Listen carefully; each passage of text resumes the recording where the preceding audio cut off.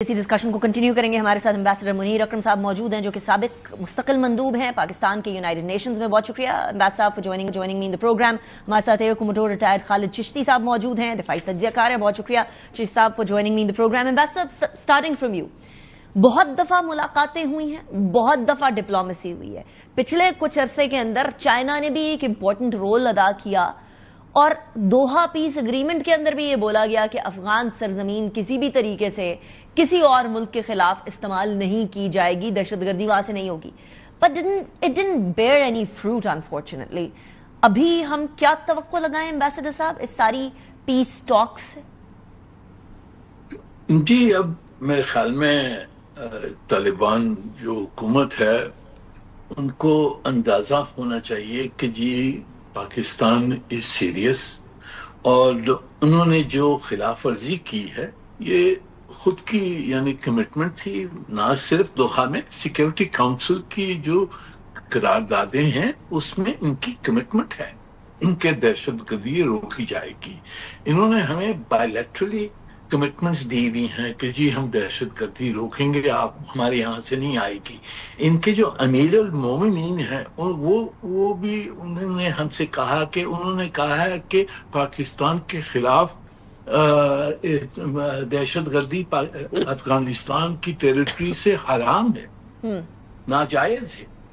तो ये कहने के बाद में फिर भी हमारे खिलाफ ये दहशतगर्दी जारी है।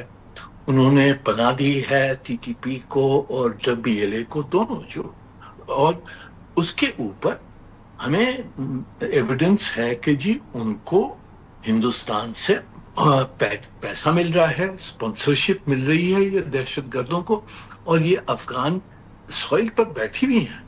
तो हमने ये कहना, हमारी जो तवक्को है कि जी इनको रोकेंगे, ये वो तवक्को पूरी नहीं हुई है। इसलिए हमने फिर अपनी यूनिलैटरल एक्शन ली है।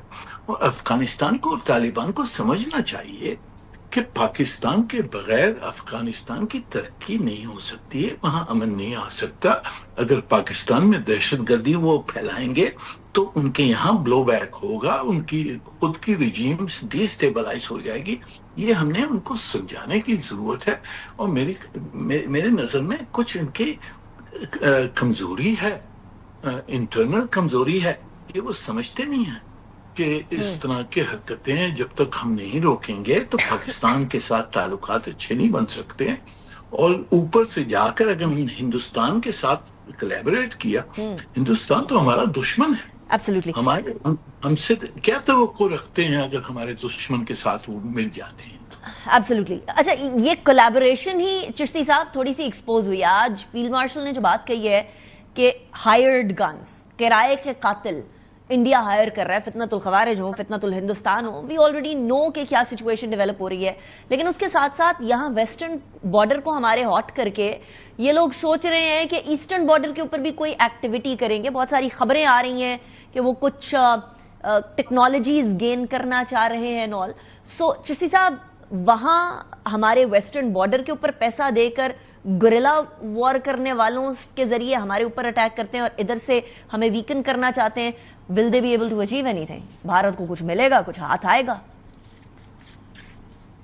जी, बहुत शुक्रिया अनिका साहब, आपने बुलाया। देखिए, ये कोई सरप्राइज नहीं है। ये मई में हमें नजर आना शुरू हो गया था, क्योंकि हिंदुस्तान को जो हजीमत उठानी पड़ी, उनको आइडिया था कि अब कोई और ऑप्शन रह नहीं गई। आप सामने ही है, 5-6 महीने तक कभी वो 6 जहाज क्लेम करते हैं, कभी वो 12 ले जाते हैं।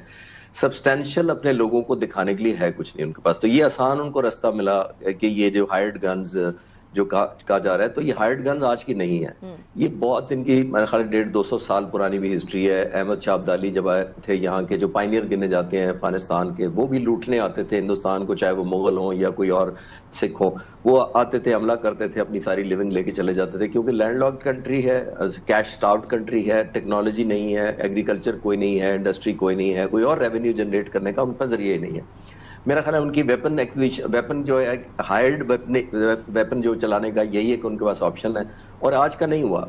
मैं क्विकली हिस्ट्री से बताना चाहूंगा। महाराजा रंजीत सिंह पंजाब में हुकूमत करते थे, तो ब्रिटिश के पास मेन इंडिया था। वो ڈبل پریشر ڈالنے کے لیے، سکھوں کی حکومت پر پریشر ڈالنے کے لیے افغانوں کو یوز کرتے تھے.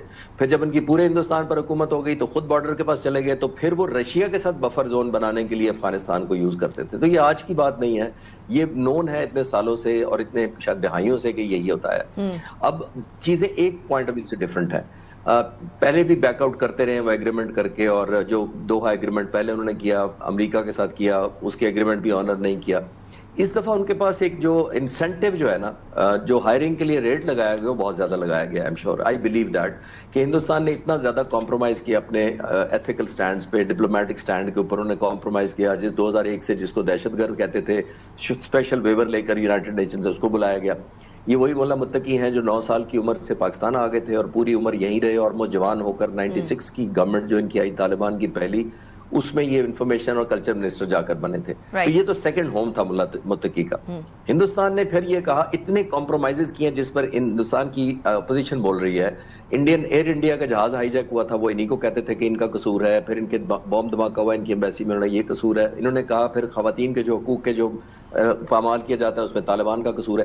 اب یہ دیکھیے ہندوستان اپنی ایک نیشنل انٹرسٹ میں، کیونکہ میرے دشمن جو ہے وہ میرا دوست ہے، اس پہ وہ سب کچھ کمپرومائز کرنے کو تیار ہے، فنڈنگ بھی کرنے کو تیار ہے. پہلے بھی کرتے رہے ہیں اور کوئی نیا سرپرائز نہیں ہے ہمارے لیے.